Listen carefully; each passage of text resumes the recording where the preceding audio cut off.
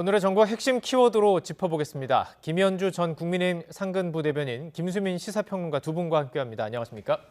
안녕하세요. 네, 자 키워드 첫 번째 키워드부터 함께 보시죠.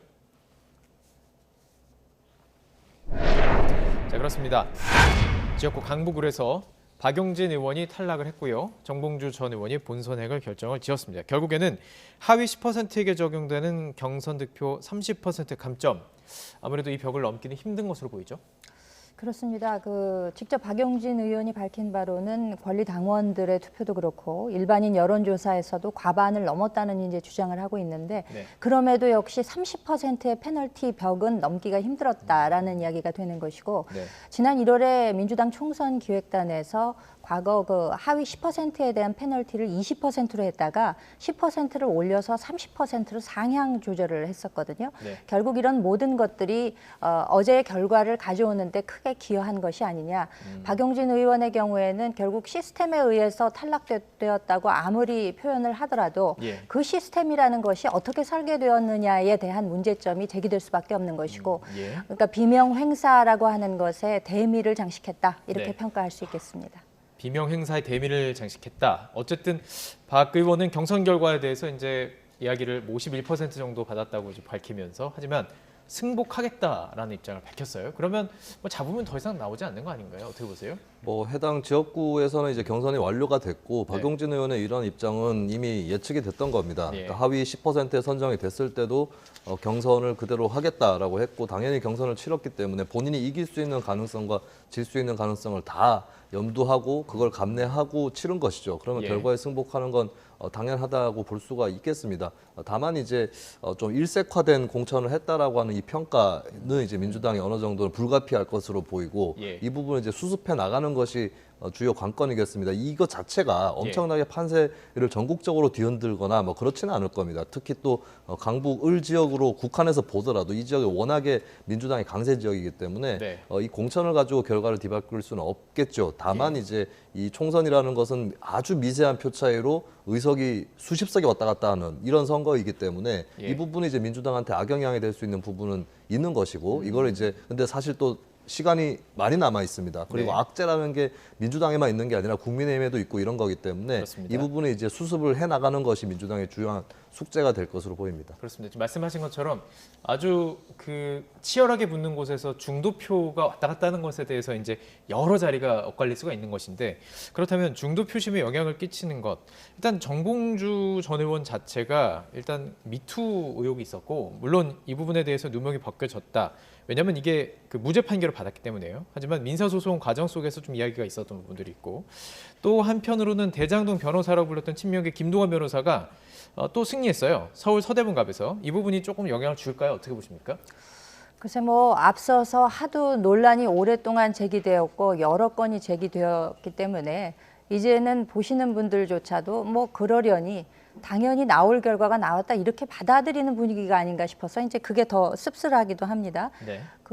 정봉주 후보의 경우에는 말씀하셨다시피 성추행 의혹이 있죠.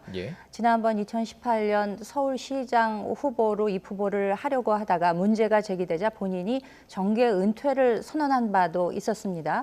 그럼에도 불구하고 이제 이를 뒤집고 다시 이제 후보가 된 것인데 이전에도 공직선거법 위반 혐의로 복역한 전례도 있고 그래서 선거권이 제한되는 그런 사례도 있었습니다만 본인이 계속해서 그런 모든 것들을 뒤집고 특별 사면 등으로 다시금 기회를 얻어서 이렇게 이제 부활했다고 할 수는 있겠으나 과연 이제 본선 국면에 들어가서 이것이 문제가 되지 않을 수 있겠느냐라는 것이 제기가 될 것이고요. 무죄는 판결이 확정됐습니다. 판결이 확정됐음에도 그 민사소송에서 법원에서 이야기한 취지는 그렇다고 해서 그 성추행 관련 사실이 완전 무결하게 없었다는 취지는 또 아닌 것으로 그렇게 밝혀졌기 사실이 때문에 허위 증명됐다고 볼 수 없다. 이렇게 판결은 있었죠. 그렇습니다. 그러니까 사실관계에 대해서는 어느 정도 인정하는 듯한 법원의 해석이 있었기 때문에 이에 대해서 이제 상대 측에서 분명히 문제 제기를 하지 않겠습니까? 그렇다면 본선에서 아무리 박용진 의원이 지난번 선거에서 60%가 넘는 압도적인 지지를 받는 민주당의 우세한 지역이라 하더라도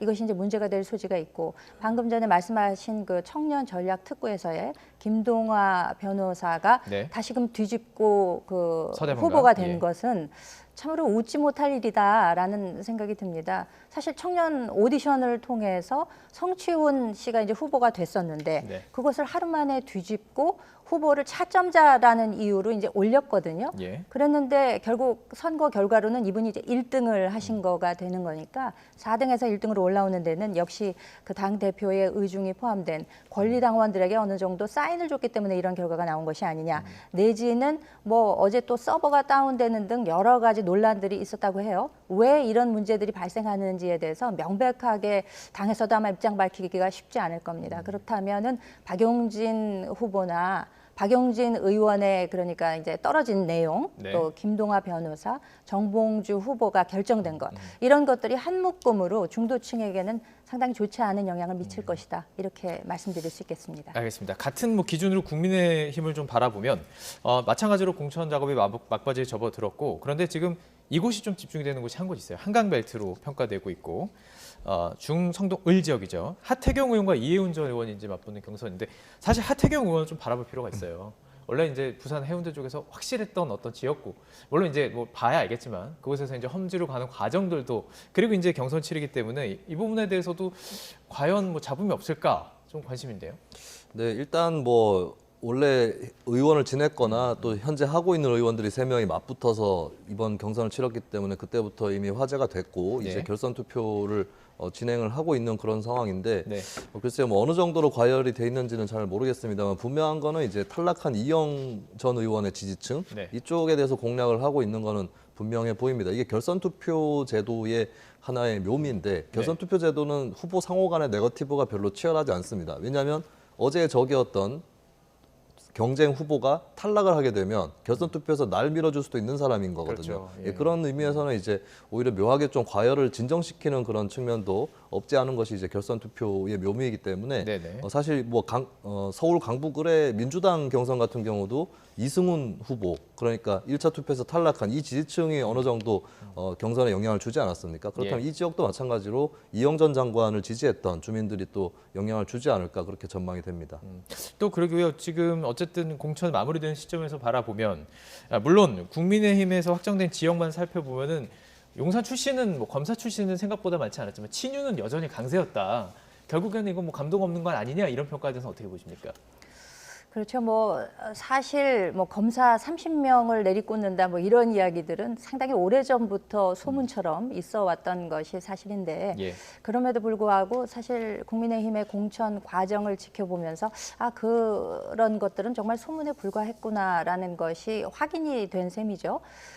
그럼에도 상당수 특히 중진급의 그 현역들이 살아남았고 예. 이것은 어떻게 보면 그분들의 이제 경쟁력의 결과다 이렇게 이제 국민의힘에서는 설명을 하고 있습니다만 초선들이 대부분 현역 의원의 경우는 탈락을 했고 이제 그 자리에 그 정치 신인이라든가 좀 신선한 인물들이 들어가기는 했습니다만 전반적으로 볼 때 소위 그 친윤으로 분류될 수 있는 분들이 많이 살아났다는 점 이런 네. 것들은 좀 신선감 측면에서는 좀 떨어지는 그런 평가를 받을 수 있겠다. 네. 그렇지만 이제 공천관리위원회에서는 국민의힘의 시스템이라고 하는 것은 결과적으로는 이기는 공천에 주안점을 뒀다라는 네. 것을 지금 강조하고 있죠. 예. 사실상 지난 총선에서도 물갈이 비율이 민주당에 비해서 상당히 높았음에도 불구하고 그 결과라고 하는 것이 총선의 승리로 귀결되지는 않았다. 이런 점을 강조하고 또 특히 TK 지역 같은 데서는 지난 선거에서 뭐 60%를 상회하는 그런 물갈이 비율이 있었습니다만 예. 참패에 가까운 이런 결과들을 보였다는 것을 볼 때